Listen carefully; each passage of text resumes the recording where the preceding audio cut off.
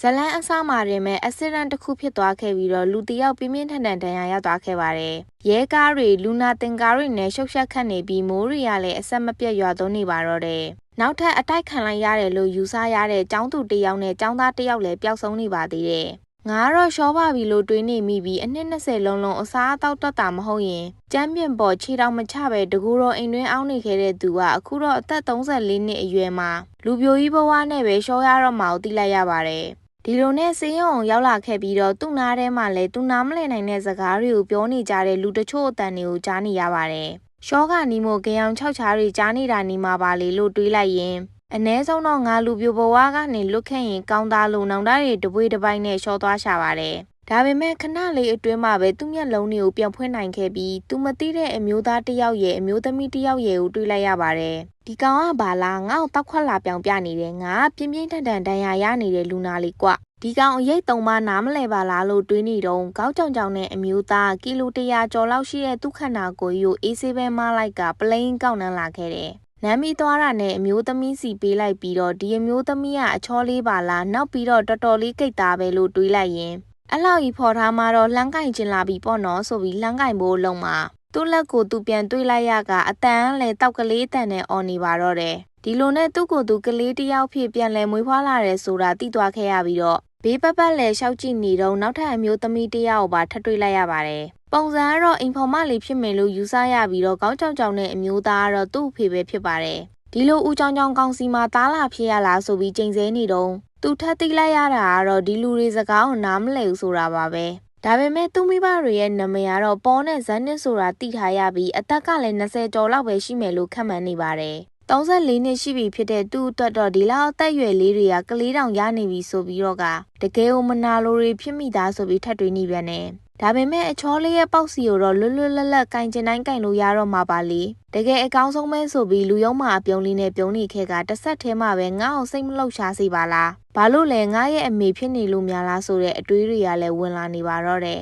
လင်မယားနှစ်ယောက်လုံးကသူ့သားကိုတကယ်ကလေးလို့မှတ်ယူထားကြပြီးတော့ရူဒီဆိုပြီးလဲနာမည်ပေးလိုက်ကြပါသေးတယ်ဒီလိုနဲ့6လအကြာမှာတော့သူ့မိဘတွေပြောတဲ့ဘာသာစကားကိုကောင်းကောင်းနားလည်လာသလိုရှိနေပြီဖြစ်ပြီးရူဒီကတော့တအိမ်လုံးကိုရှောက်သွားရင်အတွင်းကနေကိုလည်းခိုးရှုတတ်နေပါပြီအကြံသမားယုံနဲ့အတွေးခံတခိုးလုံနေပြီးအိမ်ဖော်မလေးလီလီယာကိုလည်းအမြဲနှာဘူးယုံနဲ့ချောင်းကြည့်နေကြပါလီလီယာကလည်းရူဒီရဲ့နှာဘူးယုံနဲ့မျက်နှာကိုအမြဲမြင်နေရတာကြောင့်ကြောက်ပါကြောက်နေရပါပြီဒါပေမဲ့ရူဒီကသူ့အမေရှိရောက်ရင်တော့ဖြူစင်တဲ့ကလေးလေးလိုအမြဲဟန်ဆောင်ကောင်းပါတယ်အိမ်ဖော်မလေးလီလီယာတခင်လေးရူဒီမှာတခုခုမကောင်းတာဆွဲကန့်တင်တယ်လို့ပဲဆိုပြီးပြောလာခဲ့ပေမဲ့ဇန်နေကတော့သူမသားလေးကအခုမှကလေးလေးပဲရှိသေးတာမို့ဘာမှကောင်းကောင်းသိအောင်မှမဟုတ်သေးဘူးလေဆိုပြီးပဲပြန်ပြောလာခဲ့ပါတယ်တအိမ်လုံးကိုရှောက်သွားရင်ကမြင်းကြောထားနေတာကြောင့်အမေဖြစ်သူဇန်နစ်ကရူဒီကိုခုံပေါ်မှာထားလိုက်ကရူဒီလည်းအပြင်ဘက်ကဘာကြီးကိုစူးစမ်းလေ့လာဖို့အခွင့်အရေးလေးရသွားခဲ့ပါတယ်ဒီလိုနဲ့ဟိုကြီးတီကြီးလုံနေတော့အဖေဖြစ်သူဖောတယောက်ဓာရေးလေးကျင့်နေတာကိုတွေ့သွားခဲ့ကတကယ်ဦးကြောင်ကြောင်နဲ့အယူများလားဆိုပြီးအဖေဖြစ်သူကိုစိတ်ပြက်နေမိပေမဲ့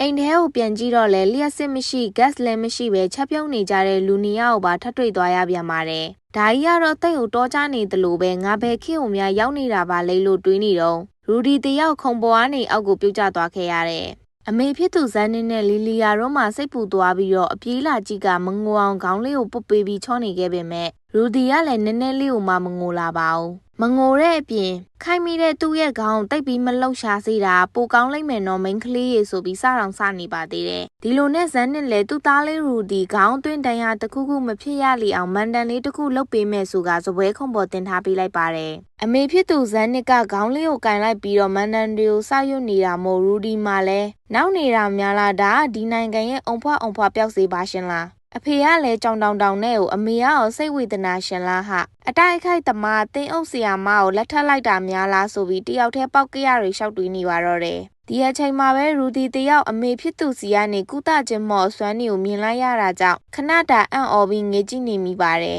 ဘလို့လဲမနာတော့မလားဆိုပြီးဇန်နေကမေးလာခဲ့ကမေမေကရင်တော့စွန့်စားသူတယောက်ဖြစ်ခဲ့တာဆိုပြီးသူ့သားလေးကိုကြွားလုံးနေထုတ်နေပါသေးတယ်။ဘာဖြစ်တာလဲဆိုပြီးပေါ်တယောက်ဆိုရင်ကအိမ်ထဲပြန်ဝင်လာတော့ဇန်နစ်ကကျမတို့သားလေးရူဒီလေးပြုတ်ကျပြီးခေါင်းခိုက်မိသွားတာဖြစ်တဲ့အကြောင်းရှင်းပြပေးလိုက်တော့ဖောကလည်းစိတ်အေးအေးထားဖို့နဲ့ကလေးပဲကိုတစ်ခါတလေတော့လည်းပြုတ်ကျမှာပေါ့။ဘ ပြီးတော့ရူဒီတန်ရာရခဲ့ရင်တော့ကုပေးဖို့ကမိမတယောက်လုံးရှိနေတာပဲလို့ဆိုပြီးစိတ်အေးသွားအောင်ရှင်းပြနေခဲ့ပေမဲ့ဇန်နစ်ကဒါပေမဲ့လည်းအကယ်၍သူသာရန်ထိခိုက်မိသွားပြီးကျမမကူနိုင်တော့မှစိုးရိမ်လို့ဆိုကထပ်ပြောနေတာကြောင့်ပေါ်ကလည်း kiss လေးပေးပြီးငိန်စေးတစ်ခါတည်းကျူးလိုက်ပါတော့တယ်အခုမှရူဒီလည်းတေချာသွားတာတခုကတော့သူရောက်နေတဲ့နေရာအရင်နေထိုင်ခဲ့မှုတဲ့ကဘာမဟုတ်တော့ပဲတခြားကဘာတစ်ခုဆိုတာပါအထူးသဖြင့်မော်ပညာနဲ့အတိုက်ခိုက်တွေရှိတဲ့လောကကြီးပဲဖြစ်ပါတယ်ဒီလိုနဲ့အချိန်တချို့ကြာပြီးတဲ့နောက်မှာတော့ရူဒီကသူ့ဘာသူလမ်းတောင်လျှောက်တက်နေပါပြီမြောက်ကိုကနာမငြိမ်အောင်အတောင်ပံတက်ပေးလိုက်တလို့မျိုးတအိမ်လုံးကိုပတ်သွားနေခဲ့ပြီးအပေါ်ဓာတ်ကိုရောက်လာပါတော့တယ်အခန်းတကားပွင့်နေတာကြောင့်ရူဒီလည်းဆက်စုကြည့်ဖို့ဝင်လာခဲ့လိုက်ကတစ်တာတလုံးကိုမျက်စိကျသွားခဲ့တယ်သူတရက်လောက်ရှိတဲ့တစ်တာကြီးကိုရူဒီတယောက်စူးစမ်းပန်းစားဖွင့်နေခဲ့ပြီးတော့နောက်ဆုံးမှအောင်မြင်စွာဖွင့်သွားနိုင်ခဲ့ပါတယ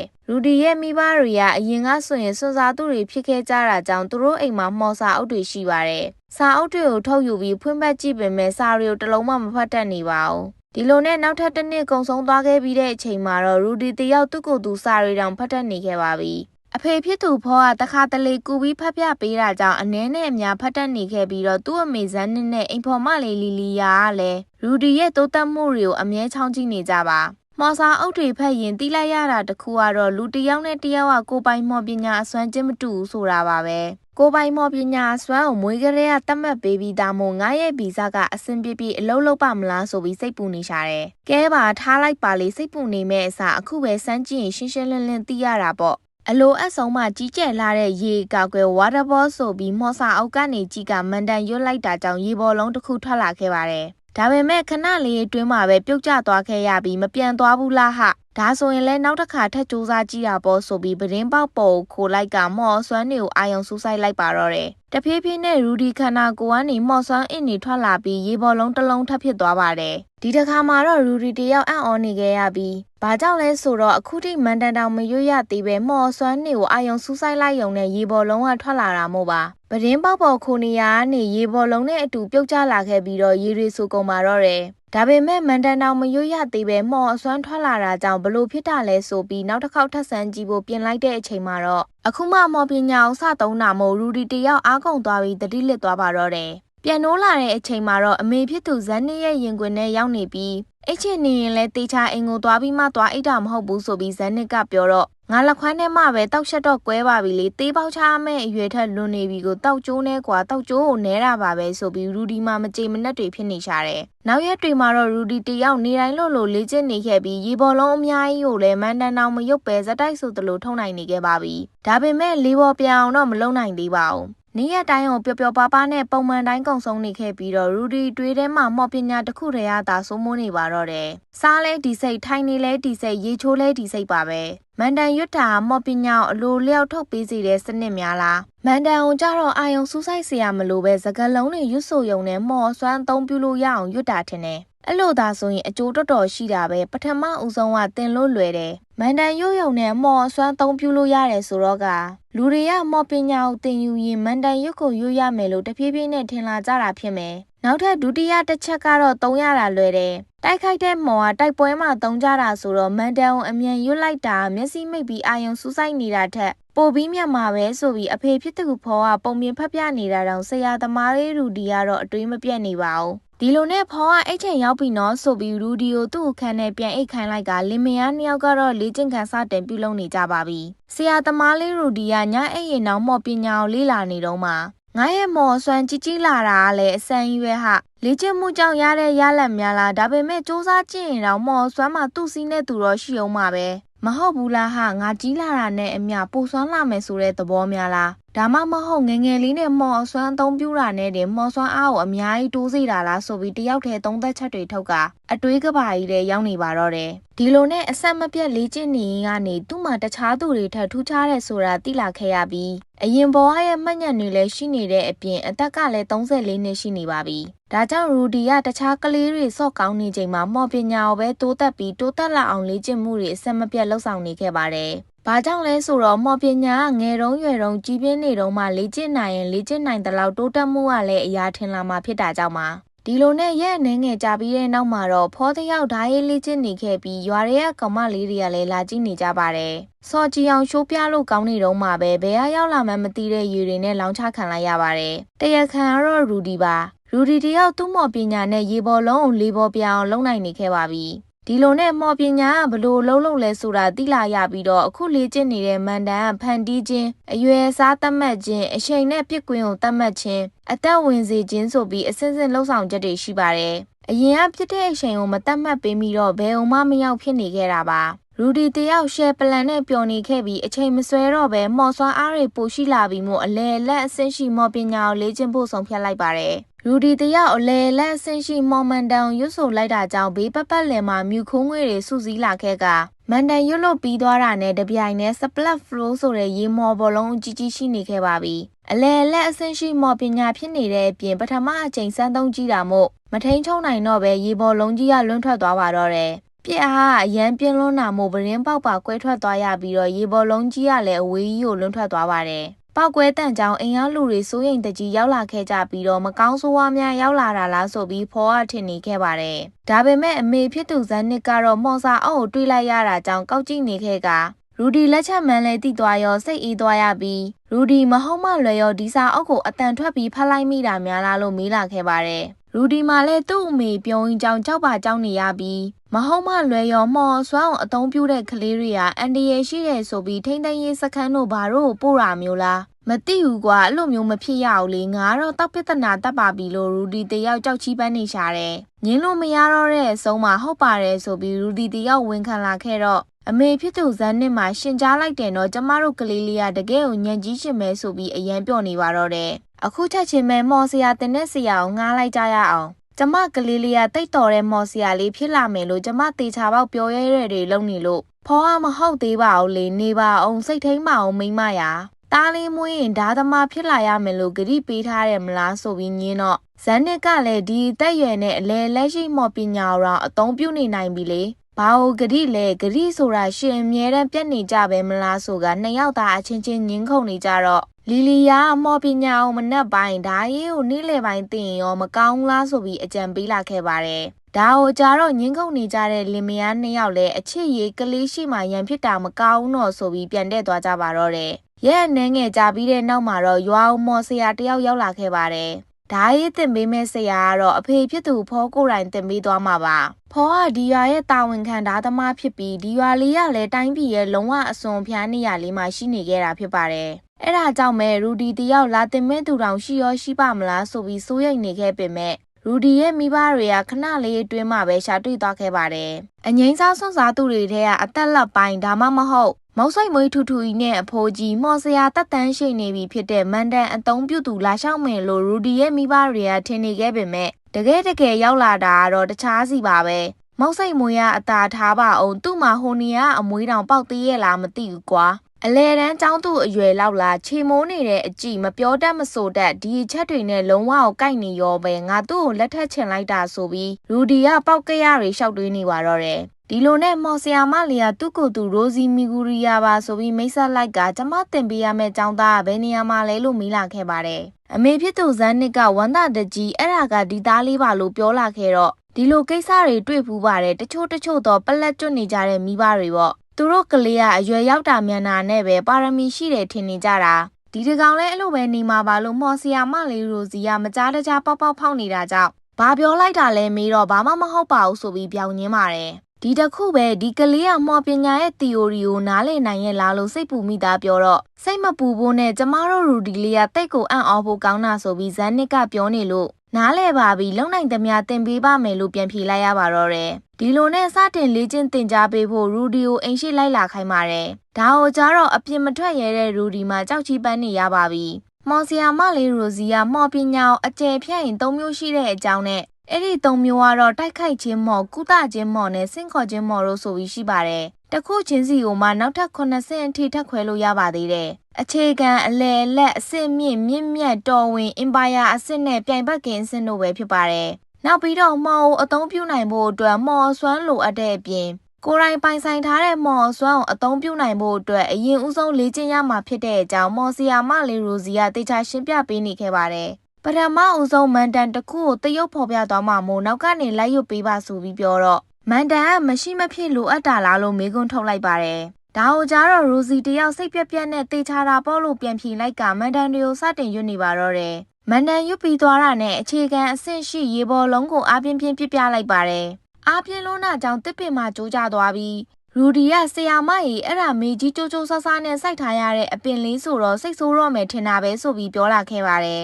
်ဒါကိုကြားတော့မော်ဆီယာမလေးရိုစီလည်းအဲ့ဒါမှဒုက္ခပါပဲဆိုပြီးအလုံးပြုတ်မှကြောက်တာကြောင့်တစ်ပင်ကိုအမြန်ဆေးသွားကူးလိုက်ရပါတယ်။ဝိုးမိုက်ချက်ပဲကွာကုသချင်းမော်လည်းအသုံးပြုနိုင်တာပဲလားမေးတော့အလဲလက်အဆင့်ထိအသုံးပြုနိုင်ကြောင်းပြန်ဖြေလာခဲ့ပါတယ်။ရူဒီတယောက်မိုက်ချက်ပဲကွာမိုက်လိုက်တာတွေလုံနေလို့မော်ဆီယာမလေးရိုစီကလည်းအလောက်ကြီးမဟုတ်ပါဘူး။ဘယ်သူမဆိုတေချာလေးကြည့်ရင်ဒီလောက်ကတော့လုံနိုင်ပါတယ်ဆိုပြီးခက်ချေချေပြန်ပြောနေတာမို့ဒီတယောက်ကအခြေသမားလေးပဲကွာငါသူ့ကိုလက်ထပ်ချင်ကြောင်းလူယုံမှအပြုံးလေးနဲ့တွေးနေပါတော့တယ်ဒီလိုနဲ့ရူဒီတယောက်မော်အသုံးပြုရမယ့်အချိန်ကိုရောက်လာခဲ့ပါပြီအိမ်မှာရှိတဲ့မော်ပညာလက်ဆွဲစာအုပ်ကလည်းမန်တန်မပါတဲ့မော်အသုံးပြုခြင်းကိုမပြောပြထားဘူးမစင်းစားပဲငါဒီအတိုင်းအသုံးပြုနေမိပေမဲ့လည်းမန်တန်မပါပဲမော်အသုံးပြုတာတားမြစ်ထားတာဖြစ်ချင်ဖြစ်မှာနောက်ပြီးမော်ဆီယာမလေးရူစီကလည်းမန်တန်မရှိမဖြစ်လို့ပြောခဲ့တာဆိုတော့အခုတော့ရွတ်တာပိုကောင်းမဲ့ထင်ပါရဲ့အရေးကြီးတဲ့အရာဖြစ်ရင်ဖြစ်နေမှာပဲလို့ရူဒီတယောက်တွေးလိုက်ပြီးတော့မန်တန်တွေကိုစတင်ရွတ်နေပါတော့တယ်မန်တန်ရွတ်နေရင်မှပဲလေတိုက်သွားတာကြောင့်မော်ဆီယာမလေးကဝင်လန်သွားတာကိုတွေးလိုက်ရပါတယ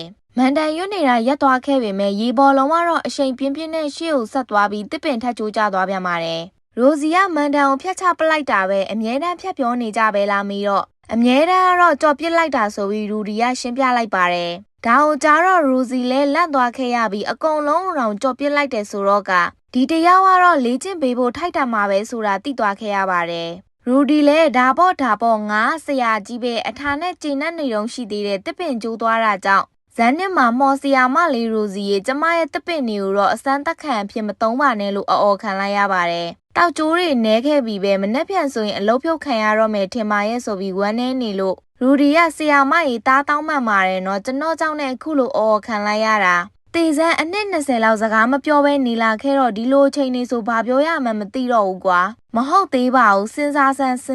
းပြောခဲ့ဘူးတာပဲဒိတ်လုတ်တဲ့ဂိမ်းတွေရဲ့အဓိကဇက်ကောင်နေရာမှာဆိုဒီလိုချိန်နေမှာဘာပြောမလဲအော်တီးပြီကွဆရာမတောက်ကြိုးမနေသေးပါဘူးအတွေ့အကြုံရလိုက်ရုံပါပဲဟီဆိုပြီးရူဒီကနှစ်သိမ့်ပေးလိုက်ပါတယ်မော်ဆီယာမလေးအတွေ့အကြုံရဆိုရင်တော့ဖြင့်အလုံးပြုံးနေလောက်ပြီဆိုပေမဲ့ဇန်နစ်ကတော့အလို့မဟုတ်နေပဲအထဲကိုဝင်ကြရအောင်လေအချင်းချင်းစပြီးမိတ်ဆက်ကြတာပေါ့နော်ဆိုကအလုံးမဖြုတ်တဲ့အပြင်ကောင်းကောင်းမွန်မွန်ပြောဆိုလာခဲ့ပါတယ်ညဘက်ရောက်တဲ့အချိန်မှာတော့ရိုစီအတွက်ကြိုးဆိုပွဲတွေတောင်လုပ်ပေးထားပါသေးတယ်အခုလိုနှွေးထွေးမှုမျိုးကိုမော်ဆီယာမလေးရိုစီကပထမဆုံးကြိမ်ကြုံဖူးတာပါဒါကြောင့်တော်တော်လေးကိုပျော်နေမိပြီးရူဒီကလည်းအိမ်မက်တစ်ခုပါပဲလားထရက်ကားတိုက်ခံရပြီးရှော့သွားပြီလို့မှတ်တဲ့အိမ်မက်တစ်ခုကအခုလိုမျိုးအရန်ကိုပျော်ရွှင်ဖို့ကောင်းနေတာပဲဒီကဘာဆိုရင်ငါလုံနိုင်မယ်လို့ငါလောင်းရဲတယ်အကောင်လုံးနဲ့ဒန်းတူစူးစမ်းနိုင်တဲ့လောက်စူးစမ်းမယ်လဲကြရင်ပြန်ထမယ်အရှိကိုဆက်သွားမယ်ငါလုံနိုင်လောက်မှာပါအရင်ကကဘာမှာနေတော့ကအလုံးမရှိအကင်မရှိ130ဖြစ်ခဲ့တာဆိုရင်တော့မှပေါ့အခုဒီကဘာမှာဘဝ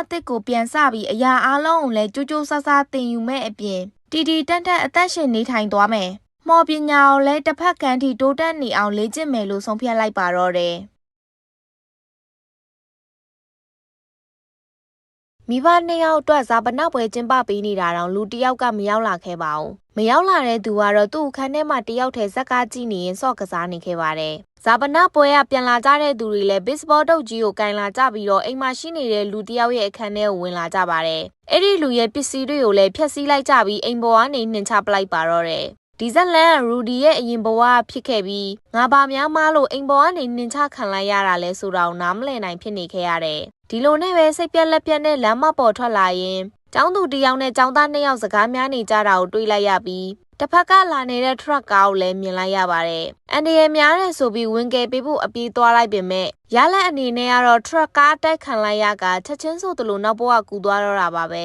။အိမ်မက်ဆိုးကြောင့်ရူဒီတယောက်လက်နိုးလာခဲ့ပြီးမြေကြီးမော်နဲ့အယုတ်တွေလုံနေတော့မော်ဆွမ်းကုန်သွားတာမို့ခဏအိပ်ပျော်သွားတာဖြစ်ပါတယ်။တစ်ဖက်အခန်းမှာတော့မိဘနှစ်ပါးလေ့ကျင့်ခန်းလုပ်နေကြတဲ့အတန်တွေကိုကြားနေရတာကြောင့်ရူဒီကလည်းဒီအတိုင်းဆိုရင်ညီမလေးတယောက်လောက်ရနိုင်တယ်။ညီလေးတော့မလို့ချင်ဦးဆိုကဒီနေ့တော့ဝင်ဖြတ်စီးလိုက်အောင်မပါလေလို့တွေးအခန်းအပြင်ဘက်ကိုထွက်လာခဲ့ပေမဲ့ဘာလုံးနေမှမသိတဲ့မော်ဆီယာမလေးရိုစီကိုတွေးလိုက်ရတာမို့ရူဒီမှာခဏတန်အံ့ဩနေခဲ့ရပြီးကိုအခန်းကိုပဲပြန်ဝင်လာလိုက်ပါတယ်ရိုစီကရင်ကျက်ပြီးသားအရွယ်ရောက်နေတဲ့မိန်းကလေးတယောက်ပါပဲလို့မှတ်ချက်ချလိုက်ကကောင်းကောင်းကြီးမြင်လိုက်ရတယ်ကွာဆိုပြီးလူယုံမှအပြောကြီးနဲ့ပြုံးနေပါတော့တယ် ဒီလိုနဲ့ရိုစီရောက်လာတာ6လလောက်ရှိလာပြီဖြစ်ပြီးရိုစီကဆရာကောင်းတစ်ယောက်ဖြစ်တဲ့အပြင်တင်နာတွေကလည်းလွယ်စိတ်ဝင်စားဖို့လည်းကောင်းနေတာကြောင့်အခုဆိုရင်တိုက်ခိုက်ခြင်းမော်ရဲ့အလဲလက်အဆင့်ရှိမန်ဒန်တွေပါတက်မြောက်နေပါပြီညဘက်ရောက်ပြီဆိုရင်လည်းရိုစီစီကနေညပိုင်းသင်ခန်းစာတွေသင်ယူပါတယ်မော်ဆီယာမလေးရိုစီကမန်ဒန်တွေဖြစ်ပေါ်လာပုံအကြောင်းလေးလာမှတ်သားထားဖို့တမိုင်းအကြောင်းတွေရှင်းပြသင်ကြားပေးနေခဲ့ကဆရာကြီးရူဒီကတော့ကလေးဖြစ်ဟန်ဆောင်နေရတယ်ဆိုပေမဲ့လည်းအရင်ဘဝကမှတ်ညံတွေရှိနေတာကြောင့်ဟန်ဆောင်နေတော့လူကြီးစရိုက်တွေပေါ်လာတဲ့အပြင်အခုဆိုရင်လည်းရိုစီရဲ့စကက်ရှိရာကိုပဲအာယုံဆိုင်နေခဲ့ပါတယ်။ဒါကိုရိုစီကမိသွားတော့မော်ဆန်းတွေမှလည်းတမိုင်းနဲ့ဗာနဲ့နော်ဆိုပြီးရူဒီတယောက်ရှူရှောင်ပြန်ပြောနေရတယ်။ဒီကဘာကြီးမှာမော်ဆွမ်းအပြင်ဝိညာဉ်တွေမိစ္ဆာတွေရှိနေတာကိုရူဒီတယောက်သိလိုက်ရပြီးတော့မော်ဆီယာမလေးရိုစီကလည်းမိစ္ဆာတယောက်ပါပဲ။သူဒီအိမ်ကိုစားရောက်လာတဲ့နေ့ရဆိုရင်ဖော်နဲ့ဇန်နစ်တို့မှသူ့ရဲ့ပုံစံကိုကြည့်ပြီးလက်နေခဲ့ကြတယ်။အကြောင်းရင်းကတော့ရိုစီရဲ့သပင်ကိုကြည့်ပြီးတုံလုံးနေတာဖြစ်ပါတယ်။သပင်ကိုကြည့်ပြီးဘာကြောင့်တုံလုံးနေရတာလဲမေးတော့ရိုစီကစူပတ်လို့ခေါ်ကြတဲ့မိစ္ဆာမျိုးနွယ်စုတွေဟာကြောက်ဖို့ကောင်းပြီးတမိုင်းဆိုးတွေလည်းရှိခဲ့ဘူးကြောင်းရှင်းပြလာပါတယ်။လွန်ခဲ့တဲ့ရာစုနှစ်400-500လောက်ကလူသားတွေနဲ့မိစ္ဆာတွေလာပလက်လို့ခေါ်တဲ့စစ်ပွဲကြီးတစ်ခုဖြစ်ပွားခဲ့တယ်။အဲ့ဒီစစ်ပွဲမှာစူပတ်မျိုးနွယ်စုတွေဟာထိမ့်မနိုင်သိမ့်မနိုင်ထိဆိုးသွမ်းခဲ့တဲ့အပြင်မိတ်ဆွေရန်သူမိန်းမကလေးပါမချန်အကျဉ်းနာမဲစွာတပ်ဖြတ်ခဲ့ကြပြီးသွေးချောင်းစီးစီခဲ့ပါတယ်။ဒီလိုလူစိမ့်မဲ့တဲ့ပြစ်မှုတွေကြောင့်အမုန်းတရားတွေကလူတွေရဲ့နှလုံးသားတွေမှာပြန့်နှံ့သွားခဲ့ပြီးစစ်ပွဲကြီးလည်းပြီးဆုံးသွားတဲ့အချိန်မှာတော့စူပတ်မိစ္ဆာမျိုးနွယ်စုတွေကိုမိစ္ဆာအတိုင်းဝိုင်းကနေခွဲထုတ်လိုက်ကြပါတယ်။အဲ့လောက်ထိကိုအန်တရယ်များတဲ့မျိုးနွယ်စုပါပဲလို့ရူဒီကိုတေချာလေးရှင်းပြပေးနေခဲ့ပါတယ်။နောက်ပြီးတော့ကလေးဘဝတုန်းကကြားခဲ့ရတဲ့ပုံမြင်ကတော့ညတကောင်ထိမအိပ်ပဲနေရင်စူပတ်မိစ္ဆာမျိုးနွယ်တွေထွက်လာပြီးစားလိုက်မယ်နော်ဆိုတဲ့ဆိုရိုးစကားတွေပါရှိနေသေးကြောင်းခြောက်လာခဲ့တယ်။ဒါကိုကြားတော့ရူဒီမှာဟဲလို့ရီပြလိုက်ကဒီကဘာမှာလည်းဒီလိုကလေးတွေကိုခြောက်တဲ့ပုံမြင်တွေလည်းရှိတာပဲနော်။ဆရာမလီကငါ့ကိုလာခြောက်နေတာပဲငါ34နှစ်ရှိပြီဖြစ်တဲ့လူကြီးကွ။ဒါမျိုးတွေမကြောက်တတ်ဘူးဆိုပြီးအတွေးထဲမှာရိုစီကိုပြန်ပြောနေကြတယ်။ဒါပေမဲ့တခုတော့ပြောပြထားရအောင်မယ်။ဘလို့ပဲဖြစ်ဖြစ်မြဆိုင်ရောက်ရှိတဲ့သပင်နဲ့နှစ်ဖူးအလယ်မှာအနီရောင်ကြောက်ရှိတဲ့လူကိုတွေ့ရင်ရောင်လို့တော့အနားအောင်မသွားပါနဲ့ဆိုပြီးမော်ဆီယာမလေးရိုစီကအတီပေါက်ကြီးနဲ့ပြောပြလာတော့ရူဒီလည်းအနားသွားမိရင်ဘလို့ဖြစ်သွားမှလဲဆိုတာသိကျင်သွားပါတယ်။ဒီလိုနဲ့မေးလိုက်တော့ရိုစီကမိသားစုတွေပါအကုန်အသက်ခံရလိမ့်မလားပဲလို့ရူဒီကိုထပ်ချောက်လာခဲ့တယ်။ရိုစီရဲ့သပင်ကအလင်းကြောင့်မြဆိုင်ရောက်မထွက်နေပါဘူး။ဆရာမရဲ့သပင်ကလှတယ်နော်ဆိုပြီးတော်ကီပြစ်လာတော့အဲ့လိုပြောပြီးလို့ကျေးဇူးတင်ပါတယ်။ဒါပေမဲ့အဲ့လိုစကားလုံးတွေကအနာဂတ်မှာကိုချစ်ရတဲ့မိန်းကလေးပေါ်လာမှပြောဖို့ရှင်းပြပေးလိုက်ပေမဲ့ဆရာသမားရူဒီကတော့တားဆရာမကိုချစ်တယ်လေးဆိုကထပ်ပြောနေတာကြောင့်ရိုစီလည်းအဲ့လိုလားနောက်10နှစ်လောက်နေမှအဲ့ခံစားချက်ကမပြောင်းသွားရင်နောက်တစ်ခေါက်ထပ်ပြောလာပါလို့မျှော်လင့်ချက်တွေပေးလိုက်ကညပိုင်းသင်ခန်းစာကိုအဆုံးသတ်လိုက်ပါတော့တယ်။အရင်ဘဝတုန်းကဆော့ခဲ့ဘူးတဲ့ဒိတ်ကိန်းလေးကအလကားဖြစ်မသွားဘူးပဲအရင်ဘဝဆိုရင်ဟာတာအဖြစ်လို့တောင်ထင်ခံရတဲ့ငါရဲ့ဒီစကလုံးတွေကဒီကဘာမှာဆိုရင်တော့လှပပြီးတမူထူးခြားတဲ့ချစ်တွေရမှအသေးချာပဲဆိုကတွေးနေမိပြီးတကားကိုဖြည်းဖြည်းလေးပြန်ဖွင့်လိုက်ကရိုစီအဝတ်လဲမကိုချောင်းကြည့်ဖို့ကြိုးစားနေပါတယ်ရိုစီကလည်းဒီအိမ်မှာနေလာတာ6လလောက်ရှိပြီမို့တပည့်လေးရူဒီဘလောက်ဘူးလဲဆိုတာကိုသိနေတာကြောင့်စူပတ်မိတ်ဆာမျိုးနွယ်တွေစားတာခံရမယ်နော်လို့လေတံနဲ့မှာပြလိုက်မှထွက်သွားပါတော့တယ်ဒီလိုနဲ့ရိုစီရောက်လာတာတစ်နှစ်လောက်ရှိသွားခဲ့ပါပြီမော်ပညာရဲ့သင်ခန်းစာတွေလည်းအေးအေးဆေးဆေးဖြစ်နေတဲ့အပြင်မကြသေးခင်ကတိုးလာတဲ့မော်စွမ်းအားတွေကိုကုံအောင်မသုံးနိုင်တော့တဲ့အထိရူဒီတယောက်မော်ပညာမှာတိုးတက်လာနေခဲ့ပါတယ်ဓာရေးကိုတော့အဖေဖြစ်သူဖောတယောက်အစွမ်းကုန်တင်ပြပေးနေပြီးဖူးလို့လေကိုမှုတ်ထုတ်ကအနားကပ်ပြီးတော့ဇန်းဆိုပြီးအဲ့လိုထက်ချမ်းကွဲသွားအောင်ခုတ်ပေးရတယ်နားလေရဲ့လားငါသားဆိုကရူဒီကိုစမ်းလုပ်ကြည့်ခိုင်းပါတယ်ရူဒီလည်းတင်ပြပေးတဲ့အတိုင်းခုတ်ကြည့်လိုက်ပေမဲ့ဓာရောလူပါတုံတက်သွားခဲ့ရတယ်အဲ့လိုမဟုတ်ဘူးလီကွာဆိုပြီးဖောတယောက်အောင်ငေါနေလို့ရူဒီကလည်းဘလို့ပဲဖြစ်ဖြစ်သူက4နှစ်အရွယ်ပဲရှိသေးတာလေခန္ဓာကိုယ်ကလည်းလိုက်လုံနိုင်သေးမှမဟုတ်ဘူးစဉ်းစားကြည့်ပါအောင်ဖေကြီးရလို့အတွေးထဲမှာပြန်ပြောနေခဲ့ကအကောင်းဆုံးစူးစမ်းရမယ်ဆိုပြီးအားတင်းထားလိုက်ပါတယ်နောက်တစ်နေ့မှာတော့ရိုစီတယောက်ရေလိုအပ်နေတဲ့စပားပင်တွေအတွက်မိုးရွာအောင်မော်ပညာနဲ့ကူညီပေးနေပြီးရူဒီဖက်မှာလည်းတခြားကလေးတွေပျော်ပျော်ပါပါကစားနေတာအဝေးကနေကြည့်နေခဲ့ပါတယ်ကြည့်နေတော့မှပဲရုတ်တရက်ဆိုသလိုဖုန်းတွေထုတ်ကဓာတ်ပုံရိုက်ဖို့လှုပ်လာတာကြောင့်ရူဒီတယောက်အမြန်ထိုင်ပြီးပုံလိုက်ရပါတယ်အခုလိုဖြစ်နေရတဲ့အကြောင်းရင်းကတော့ရူဒီမှာအရင်ဘဝတုန်းကမမတ်မိချင်လောက်တဲ့မက်ညံစိုးတွေရှိနေတာမို့ပါဒီလိုနဲ့မော်ဆီယာမလေးရူစီရောက်လာခဲ့ပြီးတော့အဲ့နေရာမှာဘာထိုင်လုပ်နေတာလဲရူဒီလို့မေးလာခဲ့ပါတယ်ဘာမှမလုပ်ပါဘူးဆိုပြီးပြန်ဖြေလိုက်က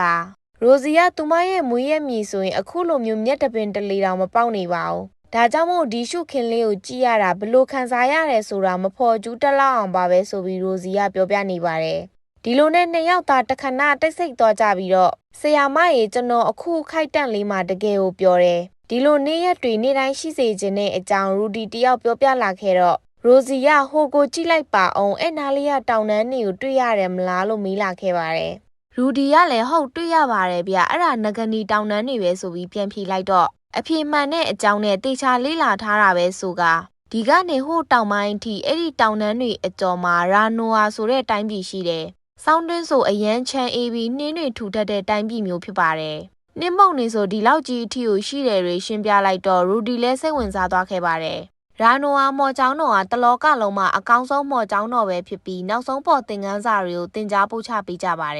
်ဒါကိုကြားတော့ရူဒီမှာကျောင်းနဲ့လားငါမကြိုက်တဲ့စကားလုံးကြီးပဲဆိုပြီးခေါင်းအောက်ဆိုင်သွားရပါတော့တယ်ရာနိုဝါမော်ကျောင်းတော်မှာမျိုးရိုးနောက်ခံတဲ့ဂုံဒရက်တရားရေးမပါနေပါဘူးနောက်ပြီးတော့ကျောင်းသားတွေကိုဒန်းတူထားပြီးမော်ပညာတွေကိုတေချာသင်ကြားပေးကြပါတယ်တကယ်လို့များဒီလိုမျိုးမော်ပညာရဲ့လမ်းကြောင်းရူဒီကရှောက်လန်းချင်ရင်ရာနိုဝါမော်ကျောင်းတော်ကိုတက်ဖို့အကြံပေးခြင်းတဲ့အကြောင်းရိုစီကတေချာလေးရှင်းပြနေခဲ့ပါတယ်ရူဒီမှာတော့မော်ကျောင်းသွားဖို့စိတ်မကူးခင်ဒီအိမ်ချမ်းအပြင်အရင်ထွက်နိုင်ရမှာလို့တွေးနေပြီးတစ်ဆက်ထဲမှာပဲအဲ့ဒါတွေငါအတွက်တော့မလိုအပ်နေပါဘူးဆိုပြီးပြန်တွေးလိုက်က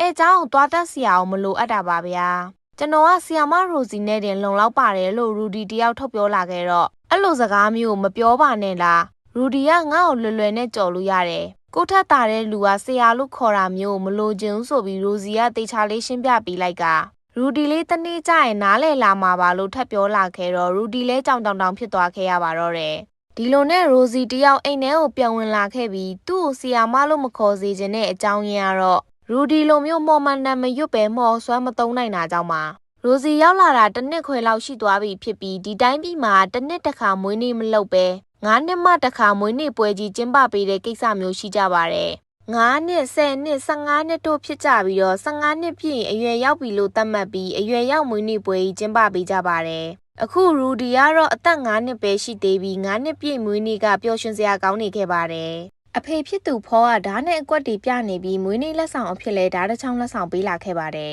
်အဲ့ဓာတ်ကိုကင်မို့အတွက်ငယ်သေးတယ်ဆိုပေမဲ့ယောက်ျားသားဆိုတာဓာတ်ကိုနှလုံးသားထဲမှာဆွဲမြဲနေအောင်ကင်ရမယ်မင်းအတွက်မျက်နှိုးရသူတွေကိုကာကွယ်ဖို့ပြင်ဆင်ထားရမယ်တနေ့မိမရပြီးသားသမီးတွေဆိုတာရှိလာမှာပဲသူတို့လေးတွေကိုကာကွယ်ဖို့ကမင်းရဲ့တာဝန်တရက်ပဲဆိုပြီးဆုံးမနေခဲ့ကမော်ပညာနည်းနည်းလောက်သိတယ်ဆိုပြီးတော့ကိုပြီးပြည့်စုံပြီလို့မတတ်မှတ်လိုက်နဲ့မော်ပညာကအနီးကပ်တိုက်ခိုက်တဲ့နေရာမှာနည်းနည်းညံ့ပြီးတော့အရှိန်မြန်တဲ့တိုက်ကွက်တွေရင်ဆိုင်ရတဲ့အခါမှာအခြေအနေတွေကိုထိန်းနိုင်ဖို့ကတိတ်ကိုမလွယ်ကူနေပါဘူးအဲ့ဒါကြောင့်ပဲဓာရေးပညာရက်ကအဲ့နေရာမှာအရေးတာတယ်ကျွမ်းကျင်အောင်လေ့ကျင့်ထားရမယ်ဆိုပြီးအရှိကြီးတွေတရားချနေလို့ဇန်နစ်မှာတစ်ချက်တီးပြီးလိုက်ရပါသေးတယ်အမေဖြစ်သူဇန်နစ်ကတော့မော်စာအုပ်လက်ဆောင်ပေးလာခဲ့ပြီးမော်ပညာကြိုက်တဲ့ရူဒီလည်းပျော်သွားရပါတယ်ဆရာမဖြစ်တဲ့ရိုစီကတော့မော်ထုတ်တန်လေးပေးလာခဲ့ပြီးအနီရောင်နဲ့ကမော်ကြောက်တုံးဖြစ်တဲ့အကြောင်းနဲ့မော်စွမ်းအားကိုတိုးပြီးထုတ်လွှတ်ပေးလို့ဂယုစိုက်ပြီးတော့သုံးဖို့မှာနေခဲ့ကအခြေခံမော်ပညာမှာကျွမ်းကျင်သွားတဲ့ကျောင်းသားတွေကမော်ထုတ်တန်နေရကြပေမဲ့ရူဒီကအစောကြီးတည်းကသုံးနိုင်ပြီးသားဆိုတော့ပေးတာနောက်ကျသွားတဲ့အတွက်ရူစီတယောက်တောင်းပန်နေခဲ့ပါတယ်ရူဒီကမဟုတ်တာဆိုပြီးမွေးနေ့လက်ဆောင်အတွက်ကျေးဇူးတင်လိုက်ကတမိုးထားပါမယ်ဆရာမလို့ကောင်းကောင်းမွန်မွန်ပြန်ပြောနေရှာတယ်အခုအရွယ်လေးနဲ့အလဲလက်တိုက်ခိုက်မော်လေးမျိုးကိုတင်ခဲ့ပြီးသွားပြီဒါကြောင့်မို့ရိုစီမှာထပ်တင်ပေးစရာတကယ်ကိုဘာမှသိမ့်မကြံနေတော့ပါဘူးမနေ့ပြန်ဆိုရင်အတန်းစင်းဆောင်မွေးပဲစစ်ပါမယ်လို့ရိုစီတယောက်ပြောလာခဲ့ပါတယ်အတန်းစင်းဆောင်မွေးပွဲအကြောင်းကိုကြားလိုက်ရပြီးကြတဲ့ရူဒီတယောက်စိတ်မကောင်းနေဖြစ်နေရှာတယ်သတင်းပေါက်ပြင်ကိုငေးကြည့်ရင်မနက်ဖြန်ကရူဒီတယောက်ရိုစီစီမှာမော်ပညာသင်ရတဲ့နောက်ဆုံးရက်ဖြစ်တော့မဲ့အကြောင်းတွေးနေခဲ့ကအရင်ဘဝအဖြစ်ပြက်တွေကိုတောင်ပြန်အမှတ်ရသွားခဲ့ပါတယ်ပဲမြင့်ဆိုပြီးကျောင်းမှာအမြဲတမ်းအနိုင်ကျင့်ခံနေရတာမို့နောင်တစိတ်အားငယ်မှုတွေကမနေ့တနေ့ရလို့ပြန်အမှတ်ရမိစေပါတယ်အရင်ဘဝတုန်းကတစ်ချိန်လုံးအခန်းထဲမှာပဲဂိမ်းကြီးပဲထိုင်ဆောနေခဲ့ပြီးတော့စိတ်ကူးရင်နေခဲ့တာပါရုတ်တရက်အရန်လန်းနဲ့မော်စွမ်းအားတွေနိုးထားလာခဲ့ရင်ရုတ်တရက်စကီလန်းလေးတယောက်ရလာခဲ့ရင်တေချာပေါက်ငါအကောင်းဆုံးစူးစမ်းခဲ့မိမှာပဲလို့အိမ်မက်တွေနောင်တတွေနဲ့ပြည့်နေနေပါတော့တယ်အိမ်မက်တွေရှိနေခဲ့ပေမဲ့ခြေထောက်တွေကမလှုပ်ရှားနိုင်နေခဲ့ပါဘူးစိတ်အားငယ်မှုတွေကအပြင်လောကမှာစောင့်မျှော်နေကြတာမို့ပါကြောက်လုံးအခန်းအပြင်ဘက်ကိုခြေတလန်းတောင်မလန်းနိုင်ခဲ့ပါဘူးနှလုံးသွင်းပြီးအတီတကျနေထိုင်တော့မယ်လို့ဆုံးဖြတ်လိုက်ပေမဲ့လည်း ခန္ဓာကိုယ်ကနည်းနည်းမှစိတ်နဲ့ကိုယ်နဲ့မကပ်ဖြစ်ခဲ့ရတယ်။နေတိုင်းလိုငိုနေခဲ့ရပါတယ်။ဒီလိုနဲ့မနက်ကိုရောက်လာခဲ့ပြီးအတန်းစင်းဆောင်မွေးပွဲစစ်ဖို့ရွာပြုံထွက်ကြတော့မှာပါ။ရူဒီကခြံထဲမှာပဲစစ်လို့မရအောင်လားဆိုပြီးမေးလိုက်ကအပြင်မထွက်ရတဲ့ရူဒီလည်းအပြင်ထွက်ဖို့အချိန်ကျလာခဲ့ပါပြီ။ရိုစီကတဘောထားကောင်းပြီးရွာသားတွေကိုကူညီပေးတတ်တာမို့ရွာသားတွေအားလုံးကရိုစီကိုချစ်ခင်ကြပါတယ်။ရူဒီလည်းတဖြည်းဖြည်းနဲ့ရွာသားတွေကရွာလီရပါတကယ်ကောင်းကြောင်းသိလိုက်ရပါတယ်။ဒီလိုနဲ့ရူဒီတယောက်စိတ်အေးသွားခဲ့ရပြီးမကြောက်တော့တဲ့အပြင်မင်္ဂလာပါလို့တောင်ရိုစီနဲ့တူတူပြန်နှုတ်ဆက်နိုင်နေပါပြီ။စိမ့်လန်းဆိုပြနေတဲ့ကွင်းပြင်ကျဲကြီးတစ်ခုစီကိုရောက်လာကြပြီးရိုစီကမြင့်မြတ်အဆင့်ရှိရေမောကိုအသုံးပြုတော့မှဖြစ်တဲ့အကြောင်းနဲ့တစ်ခေါက်ပဲသုံးပြမှာဖြစ်တဲ့အပြင်တေချာကြည့်ပြီးသုံးနည်းကိုလိုက်မှတ်ပေးထားဖို့ရူဒီကိုတေချာလေးရှင်းပြပေးနေခဲ့ကအဲ့ဒါအတန်းစင်းနောက်ဆုံးစာမွေးပဲလို့ပြောလိုက်ပါတယ်ရူဒီကလည်းကြမ်းတမ်းလွန်းလို့လူတွေရဲ့အဝေးမှာလာသုံးရတာမလားဆိုပြီးမေးခွန်းထုတ်လာခဲ့တော့ကြမ်းတမ်းလွန်းတာကြောင့်မဟုတ်နေပဲသူတို့နှစ်ယောက်အသုံးပြုလိုက်ရင်လူတွေနဲ့တီးနှံတွေကိုပျက်စီးသွားစေနိုင်တာကြောင့်ပဲဖြစ်ပါတယ်ဒီလိုနဲ့ရိုစီတယောက်ခက်လန်းလန်းအောင်သွားလိုက်ပြီးတော့မန်တန်တွေကိုစတင်ရွတ်ဆိုနေပါတော့တယ်မန်တန်ရွတ်လို့ပြီးသွားတာနဲ့တပြိုင်နက်လေတွေမိုးတွေချက်ချင်းဆိုသလိုအုံမိုင်းလာခဲ့ပြီးရိုစီရဲ့ဘေးနားပတ်လည်ကိုလည်းလေပြင်းနေနဲ့မိုးတွေရွာချနေပါတယ်လေပြင်းတိုက်ချက်ကကြမ်းလွန်းတာမို့ရူဒီတောင်လွန်းထွက်သွားခဲ့ရပြီးမော်ဆီယာမလေးရိုစီရဲ့ခြေထောက်ကိုသာလှမ်းဆွဲကင်ထားရပါတယ်ဒီအချိန်မှာပဲမိုးကြိုးကြီးကနောက်မှရှိနေတဲ့မြင်းကိုမှတက်တက်သွားပစ်လိုက်တာမို့ရိုစီတယောက်ချက်ချင်းဆိုသလိုလမ်းဖြန့်သွားကအမြန်ပြေးပြီးတော့ကုသရေးမော်နဲ့ဆေးပြန်ကုသပေးလိုက်ရပါသေးတယ်တုံချီနဲ့မြင်းလေးခမရပြန်ထားလာနိုင်ခဲ့ပြီးရိုစီကဒီကိစ္စကိုဒုနှစ်ယောက်ပဲသိပါစေတော့ပြောတော့ရူဒီကလည်းစိတ်မပူဖို့နဲ့တခိုးမှပြန်မပြောပါဘူးလို့ဂရုပေးလိုက်ပါတယ်ကဲဒါဆိုရင်မြင့်မြတ်အဆင့်ရှိမှော်မှန်တောင်လောက်ကြည့်တော့ဆိုကမြင်းကိုတော့သူကကွယ်ပေးထားမယ့်အကြောင်းထပ်ပြောလာခဲ့ပါတယ်ဒီလိုနဲ့ရူဒီတယောက်မော်ဒုတ်တန်ကိုထုတ်လိုက်ကရိုစီတင်ပြပေးထားတဲ့မြင့်မြတ်အဆင့်ရှိမော်မှန်တောင်စတင်ရွတ်ဆိုနေပါတော့တယ်ရွတ်ဆိုနေမှပဲဒါကနောက်ဆုံးအတန်းစင်းဆောင်မွေးပွဲပဲဆိုလိုတာကျူရှင်တင်ပြတာရဲ့နောက်ဆုံးသင်ခန်းစာပဲဖြစ်ပါတယ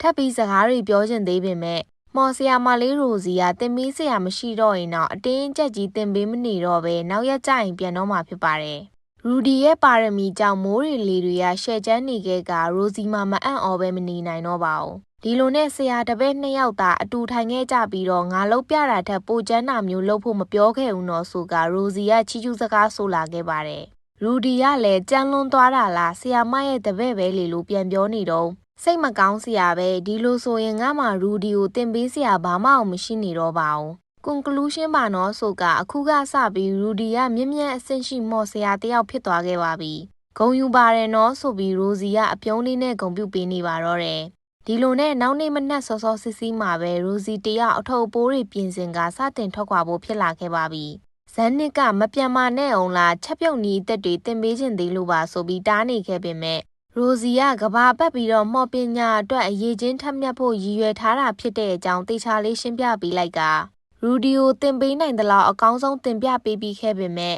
ရိုစီကရူဒီကိုတင်ပြပေးဖို့အရေးချင်းနေသေးတယ်လို့ပဲဆိုပြီးထုတ်ပြောလာခဲ့တော့အဲ့လိုမဟုတ်ရပါဘူးဆရာမကအများကြီးတင်ပေးခဲ့တာမို့အခုဆိုရင်မြင့်မြတ်အဆင့်ရှိမှော်မှန်တောင်ပြီးပြည့်စုံနေအောင်အေးအေးဆေးဆေးလေးသုံးနိုင်နေခဲ့ပါပြီရိုစီကနှုတ်ဆက်လက်ဆောင်ဖြစ်ရူဒီကိုအဆောင်ဆွဲကြိုးလေးပေးခဲ့လိုက်ကစတင်ထွက်ခွာနေပါပြီရူဒီလည်းရိုစီထွက်သွားတာကိုကြည့်နေမိပြီးခဏကြာမှတော့အပြေးလေးသွားလိုက်ကကျေးဇူးအများကြီးတင်ပါတယ်လို့အကျယ်ကြီးအော်ပြောလိုက်ပါတယ်ရိုစီစီကနေအသိပညာဗဟုတုတအသက်ပညာတွေအများကြီးရခဲ့တဲ့အပြင်သင်ခန်းစာတွေလည်းအများကြီးရခဲ့ပါတယ်နောက်ပြီးတော့ငါ့အရောင်အပြင်ခေါ်ထုတ်ပေးနိုင်ခဲ့တဲ့အပြင်သွားတာလေးကဘာမှမဟုတ်နေပေမဲ့ရူဒီအတွက်တော့အရင်ဘဝကတည်းကစိတ်ဒဏ်ရာတစ်ခုဖြစ်နေခဲ့ရတာပါ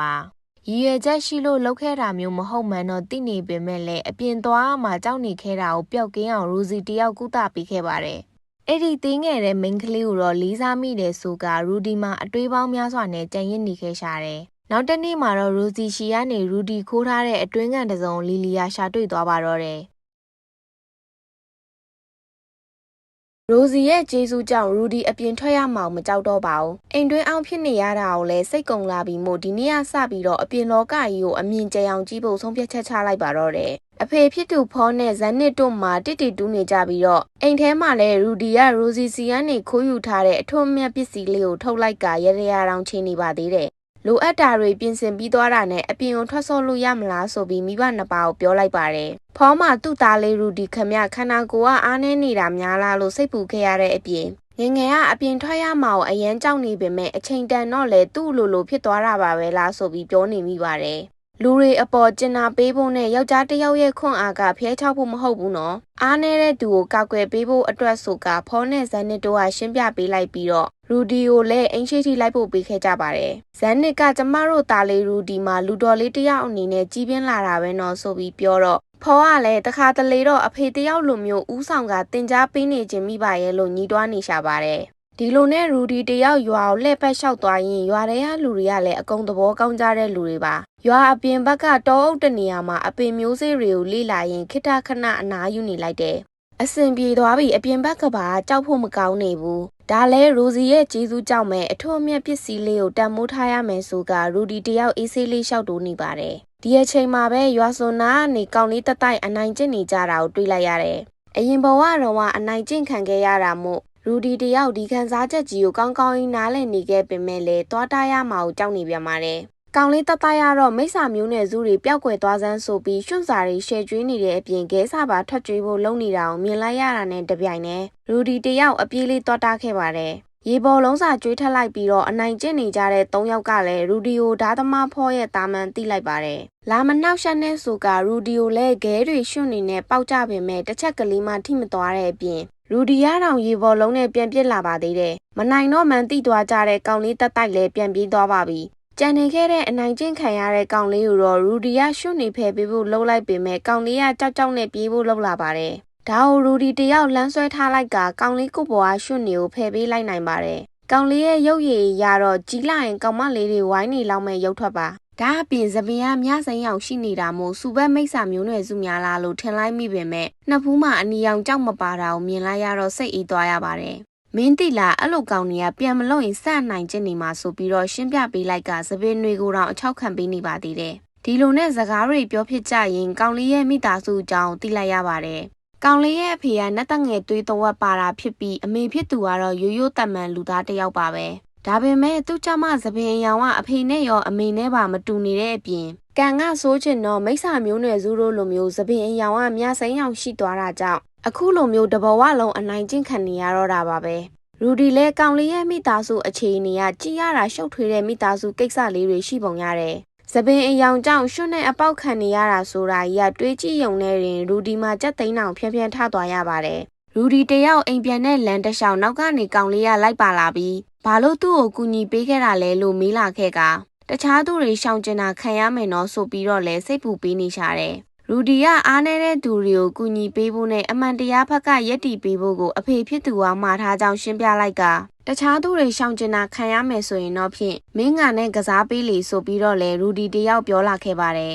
အခုလိုမျိုးပြောရတဲ့အကြောင်းရင်းအမှန်တရားကတော့ကောင်လေးကိုကြည့်ရတာကြီးလာရင်ဒီမျက်နှာအနေထားနဲ့ကတော့အနာဂတ်မှာမိန်းကလေးတွေကြားမှာရေပန်းစားမဲ့ရုပ်ထွက်မျိုးရှိနေတာမို့အခုကလေးကတငယ်ချင်းဖွဲ့ထားလိုက်မယ်ဆိုရင်တော့ဖြင့်နောက်အနာဂတ်မှာငါလည်းပဲကောင်မလေးတစ်ယောက်လောက်ရနိုင်မယ်ကံကောင်းရင်2ယောက်လောက်ပေါ့ဆိုပြီးအကြံစိုးကြီးနဲ့ပါကောင်လေးကတော့ဒါတွေကိုမသိရှာပဲရူဒီသူ့ကိုကူညီပေးခဲ့တာမို့အရန်ပျော်နေပါတယ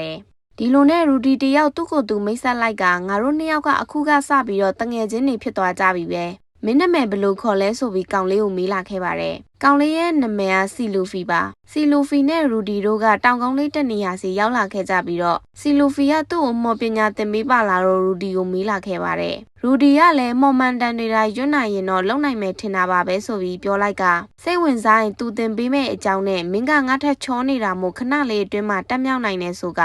အားပေးစကားတွေစီလူဖီကိုပြောပေးလိုက်ရင်2ယောက်သားတညက်နေလုံးမော်ပညာကိုပဲလေ့ကျင့်နေကြပါတယ်ဒီလိုနဲ့ညနေဆောင်လာပြီးမို့စီလူဖီကိုအိမ်ပြန်လိုက်ပို့ပေးခဲ့ပြီးရူဒီလည်းအိမ်ကိုပြန်လာခဲ့ပါတယ်ရူဒီအိမ်ပြန်ရောက်ချိန်မှာတော့စိတ်တုန်နေတဲ့သူ့အဖေကိုမြင်လိုက်ရကဖောကမင်းပြစ်တွေကိုမင်းသိလားလို့မေးလာခဲ့ပါတယ်ရိုစီရဲ့အတွင်းကန်ကိုခိုးထားတာသူ့အဖေတိသွားတာများလားလို့ရူဒီတယောက်ရင်းနေပါတုံသွားရပါသေးတယ်ဒါပေမဲ့ဖောပြောနေတာကအတွင်းကန်ကိစ္စမဟုတ်နေပဲမနက်ကကောင်လေးတတိုက်အကြောင်းမှာဝါတုတ်ဆိုမယ်ကသူ့အမေနဲ့အတူဖောစီရောက်လာပြီးရူဒီကအနိုင်ကျင့်ခဲ့တဲ့အကြောင်းလာတိုင်ပြောပြီးသားဖြစ်ပါတယ်ဖောကိုတေချာလေးရှင်းပြပေးဖို့လှုပ်လိုက်ပေမဲ့လည်းဖောကတော့ရှင်းပြခွင့်လေးတောင်ပေးမလာပါဘူးဒါအပြင်စင်ဂျီရီလာမပေးနဲ့ကွမကောင်းတာလုပ်ပြီးအရင်ဦးဆုံးတောင်းပန်ရမယ်လို့သာပြန်ပြောနေခဲ့ပါတယ်အလိညာစကားထက်သူပြောမဲ့စကားကိုတော့ဖောတယောက်နားထောင်မဲ့ပုံမပေါ်နေတာကြောင့်ဘာမှမပြောဘဲနေလိုက်တယ်ဘာမှမပြောဘဲနေပြန်တော့လဲ ဘာလဲဘာလို့တခုမှပြန်မပြောရတာလဲဆိုပြီးမေးခွန်းထုတ်ပြန်တော့ရူဒီကတားပြန်ပြောရင်စင်ကြေပေးတယ်လို့ပြောမှမလို့ပါ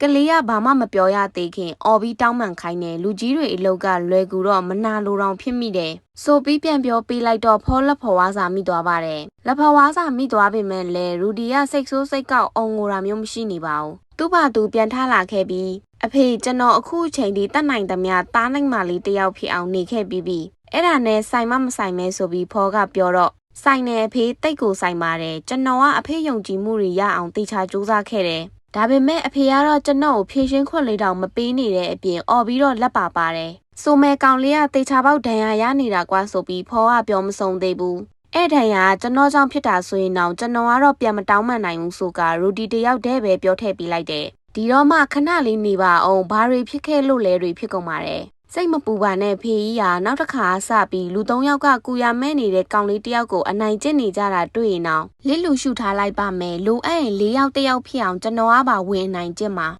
အဲ့ဒါဂရီလက်မိသားစုရဲ့ကိုကျင့်တရားဆိုပြီးလူတွေကိုအသိပေးလိုက်ရအောင်နောက်ပြီးအရွယ်ရောက်လာရင်မိသားစုဝင်ကထွက်ပြီးအိမ်ပေါ်ကနေဆင်းမယ်ကိုဂရီလက်မျိုးနွယ်ဝင်လို့တောင်ထပ်ပြီးခေါ်မှာမဟုတ်ဘူးအဲ့မျိုးနွယ်စုအိမ်ကမိသားစုဝင်ဖြစ်ရတာရှက်ဖို့ကောင်းလို့ပဲဆိုပြီးရူဒီတယောက်အကုန်လုံးပြုတ်သိပ်ထည့်ပြောပြလိုက်ပါတော့တယ်စကားရမ်းတက်တဲ့ရူဒီကြောင့်ဖောတယောက်ဘာမှပြန်မပြောနိုင်တော့ပါဘူးရူဒီကအသက်34နှစ်လောက်ရှိတဲ့အပြင်အရင်ဘဝတုန်းကအနှစ်20လုံးအိမ်တွင်းအောင်ပြီးတော့အငင်းခုန်ကိစ္စစကန်နိုင်လူတဲ့ဂိမ်းတွေကိုရှယ်ဆော့ထားတာမို့ဖောတယောက်သူ့ကိုမနိုင်မှန်းသိနေပါတယ်ဖောလဲဘာမှပြန်မပြောတတ်တော့ပဲသူ့သားကိုသာပြန်တောင်းပန်လိုက်ရတယ်ဒီလိုနဲ့အိမ်ထဲကိုဝင်လာခဲ့ကြပြီးတော့ရူဒီကသူဒီနေ့ပြောခဲ့ရတဲ့အကြောင်းနဲ့တငယ်ချင်းတယောက်ကိုပါရခဲ့တဲ့အကြောင်းအမေဖြစ်သူကိုပြန်ပြောပြနေရှာတယ်။ဒါကိုကြည့်ပြီးတော့ဖောမှာဘာလို့ခုလိုတွေဖြစ်ရတာလဲကွာဆိုပြီးစိတ်ညစ်နေရပါပြီ။ရူဒီကအရန်ပါနဲ့လွန်းတဲ့အပြင်အမြဲတမ်းလိုလူကြီးဆန်တဲ့သားလေးဖြစ်နေခဲ့တာပါ။ဆိုမဲကိုထိုးလိုက်တဲ့အကြောင်းလာတိုင်ပြောချိန်ရဆိုရင်ရင့်ကျက်တဲ့သူ့သားလေးကခလေးဆန်တဲ့အပြုတ်မှုတွေလည်းလောက်တတ်ပါလားလို့တွေးမိလောက်အောင်ပါပဲ။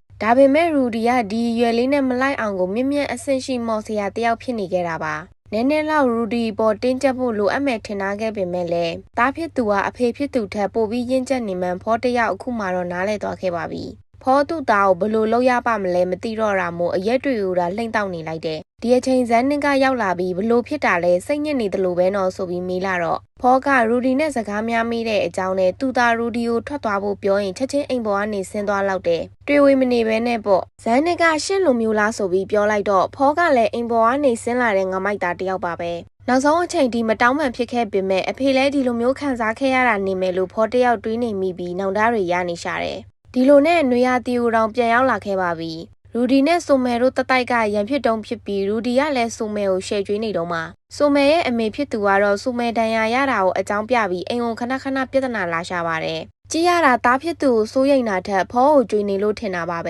ခလေးအကြောင်းပြပြီးလာတွေ့နေတာဆိုတာမှနေတိုင်းနီးပါပဲကွာငါအဖေကစော်တာအားကြည့်တာပဲနော်ဆိုပြီးအတွေးတွေလွန်ကဓားလေးကျင်ရင်အားကြနေရှာတယ်ဒီအချိန်မှာပဲချိန်ထားတဲ့တစ်ပင်အောက်ကိုစီလူဖီတယောက်ရောက်လာခဲ့ပါတယ်ဒီ6လအတွင်းမှာစီလူဖီရဲ့မော်ဆွမ်းအားအတော်လေးကိုတိုးတက်နေခဲ့ပါပြီကြည့်ရတာငါတင်ပြမှုကမှန်ကန်လို့ဖြစ်မယ်ထွက်လာတဲ့မော်ဆွမ်းအားပမာဏအကန့်အသက်ကတကယ်မယုံနိုင်စရာကောင်းလောက်အောင်ပါပဲဆိုပြီးရူဒီတယောက်တွေးနေမိပါတယ်စီလူဖီကဘာလို့ရူဒီကြတော့မော်မန်တန်ရွတ်စရာမလိုပဲမော်ဆွမ်းကိုသုံးနိုင်နေရတာလဲဆိုပြီးမေကွန်းနေထုံနေခဲ့က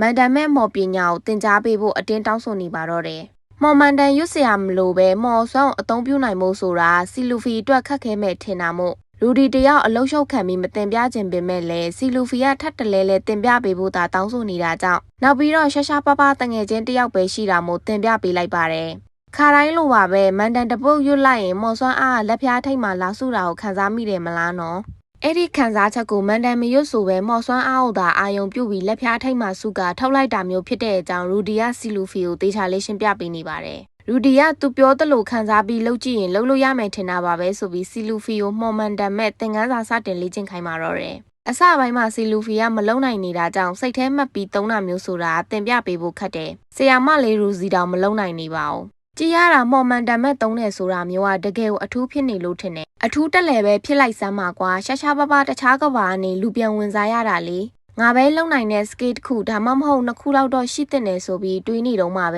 စီလူဖီကမော်မန်တန်မဲ့ရေဘော်လုံးကိုတောင်ထုတ်နိုင်သွားခဲ့ပါပြီ စီလူဖီတယောက်ငါလုံနိုင်သွားခဲ့ပြီလုံနိုင်ပြီဆိုပြီးတော့ဇက်တိုက်ပြောနေမိရင်အရန်ကိုပျော်ရွှင်နေခဲ့ကစပားကင်းတစ်ခုလုံးကိုတောင်ပတ်ပြေးနေပါတော့တယ်ပတ်ပြေးပြီးသွားတာနဲ့နှစ်ယောက်သားမောသွားကြပြီးတော့ရူဒီကလူးလိုက်တာကွာယောက်ျားလေးဖြစ်တဲ့ငါတောင်ရိုးရိုးသားသားနဲ့တွေးမိတယ်လက်ပြမနာလိုလိုက်တာချီးပဲစဉ်းစားကြည့်ခါမှအရင်ဘဝတော့ကမိန်းကလေးငယ်တငယ်ချင်းတယောက်ရှိခဲ့ဘူးတာပဲတိတ်မကြခင်လောက်ကလက်ထပ်သွားပြီလို့ကြားမိပေမဲ့နောင်တရလိုက်တာကွာအခုလက်ရှိငါသာဆိုရင်ငယ်တငယ်ချင်းဆိုတဲ့စကားနဲ့တင်သုံးပွင့်ဆိုင်ပြစ်လိုက်မှဆိုပြီးတော့ရူဒီတယောက်အတွေးလွန်နေတော့မှပဲမိုးကအကြီးကျယ်ရွာချလာပါတော့တယ်ဒါကြောင့်မို့နှစ်ယောက်သားမိုးခိုဖို့ရန်အတွက်ရူဒီရဲ့အိမ်ကိုသာအမြန်ပြန်ပြေးလာကြတယ်အိမ်ဖော်မလေးလီလီကအတင်းဆောက်နေပေးပြီးရေချိုးဖို့အတွက်ကိုပါအစင်သစ်လှုပ်ဆောင်ပြီးသားဖြစ်နေတာမို့နှစ်ယောက်သားအပေါ်တက်ကရေချိုးကြပါတယ်ရူဒီကအဝတ်တွေချွတ်ပြီးပေမဲ့စီလူဖီကတော့အဝတ်တွေချွဲရမှာကိုရှက်နေပါတယ်ဒါကြောင့်မို့ရူဒီလည်းမြန်မြန်မလုပ်ရင်အေးပတ်လိုက်မယ်နော်ဆိုပြီးတော့စီလူဖီတားနေတဲ့ဂျာကနေသူကိုယ်တိုင်သွားချွတ်ပေးလိုက်ကအတွင်းကန်လေးတစ်ထဲသာကြံမာတော့တယ်အတွင်းကန်အောင်ဆက်ချွတ်ဖို့လှုပ်လိုက်ပေမဲ့စီလူဖီကလုံးဝအောင်အချွတ်မခံနေပဲရှယ်ညင်းနေတာပါဒါကြောင့်မို့ရူဒီတယောက်စီလူဖီအခုဘယ်လိုခံစားရနေလဲဆိုတာသူနားလဲတဲ့အကြောင်းနဲ့ငါလည်းပဲအရင်ဘဝတော့ဆိုရင်လူတွေဝိုင်းဟားကြတဲ့သားပေါက်လေးရှိနေတာဆိုပြီးကိုချင်းတွေစာပေးနေပါတော့တယ်ဒီလိုနဲ့မလောင်ပါဘူးဟာချွတ်မှသာချွတ်လိုက်စမ်းပါဆိုပြီးထပ်ပြောတော့စီလူဖီကမလုပ်ဖို့ပဲအာပြင်းနဲ့អော်နေပါတယ်အဲ့လောက်တောင်ထူးဆန်းတဲ့ပုံစံဖြစ်နေလို့လားဘာတော့ဟာငါတယောက်တည်းကိုတုံးလုံးနဲ့မတရားလိုက်တာကွာဆိုပြီးရူဒီတယောက်တွေးလိုက်ကမချွတ်နဲ့ဆိုရင်လည်းမချွတ်တော့ပါဘူးအဲ့အစားရေချိုးပြီးသွားရင်အဝတ်စားတေချာပေါက်လဲလိုက်နော်ဟုတ်ပြီလားဆိုပြီးရူဒီတယောက်ရေချိုးတော့မဲ့ဟန်ပြင်လိုက်ကစီလူဖီတတိလက်လွတ်နေတော့မှပဲနောက်ပြန်လှည့်ပြီးတီးထုတ်ပြီးလိုက်ပါတော့တယ်ဒီတော့မှရူဒီတယောက်တိလိုက်ရတာကတော့စီလူဖီကမိန်းကလေးတယောက်ဆိုတာပါပဲစီလူဖီငိုတန်ကြောင့်ဖောကရောက်ချလာပြီးကလေးနှစ်ယောက်ကိုလူချင်းခွဲလိုက်ပါတယ်ဖောကသူ့သားကိုရေချိုးပေးနေပြီးဘာလို့အခုလိုလုံးလိုက်ရတာလဲဆိုတဲ့အကြောင်းတေချာလေးမေးခဲ့ကအရင်တစ်ခါကအတွေ့အကြုံကြောင့်ဘာမှမစင်စားပဲဒေါသထွက်လိုက်လို့မဖြစ်ဘူးအရင်အမားမျိုးကိုပဲထပ်ဖြစ်မခံနိုင်ဘူးဆိုပြီးကလေးကိုတေချာမေးကြည့်ရမယ်ဆိုတာဖောသိခဲ့ရပါတယ်နှစ်ယောက်လုံးဆူရွှဲနေတော့သူ့အေးမိမှစိုးရိမ်လို့ချွတ်လိုက်မိတာဆိုတဲ့အကြောင်းရူဒီတယောက်မျက်နှာငယ်လေးနဲ့ရှင်းပြနေခဲ့ကဒီကိစ္စမှာသူရမ်းလွန်သွားတာမို့တောင်းပန်နေရှာတယ်ဖောကကဲပါလေမင်းရွယ်ဆိုရင်လည်းအဲ့လိုဟာမျိုးကိုတော့စိတ်ဝင်စားမိမှာပဲလေအတင်းကြတော့မလုပ်ရဘူးနော်ဆိုပြီးဆုံးမလိုက်ကသူသားကသူ့ရဲ့ဖွန်ကြောင်ခြင်းနဲ့စိတ်ကိုတော့အမွေရထားတာပဲလို့တွေးနေမိပါသေးတယ်ရူဒီကနောက်ထပ်မဖြစ်စေရပါဘူးဆိုတဲ့အကြောင်းနဲ့သူ့အမားကိုသူလက်ခံပြီးတောင်းပန်ရင်တောင်းပန်နေပါတော့တယ်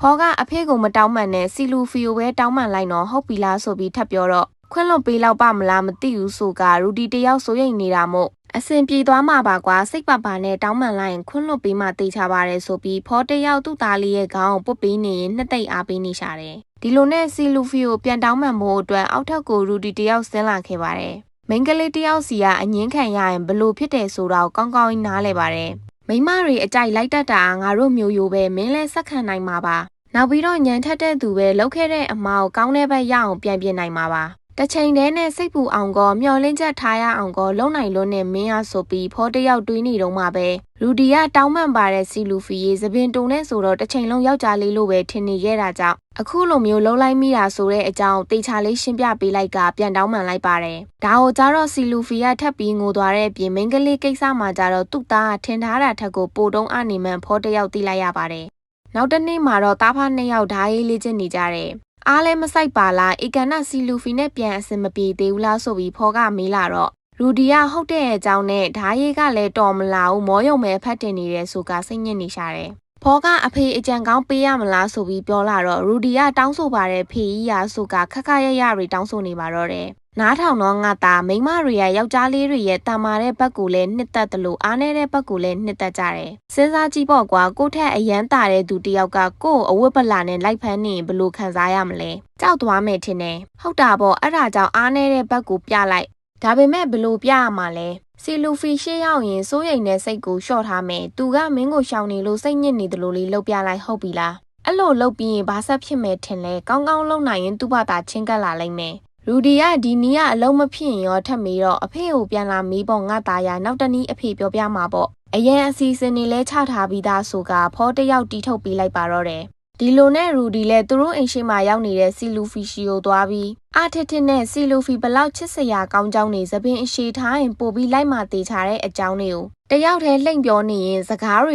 ကတောင်ရောက်လိုက်မြောက်ကိုရောက်သွားလိုက်နဲ့ဇောချွေးတွေပါပြန်နေရှာတယ်ဖောကတော့နောက်မှနေပြီးရှယ်ရီအားပေးနေတာမှလွန်နေရောပါပဲဒီလိုနဲ့ရူဒီတယောက်အဖေဖြစ်သူတင်ပြပေးတဲ့အကွက်ကိုစတင်အသုံးပြုနေပါပြီ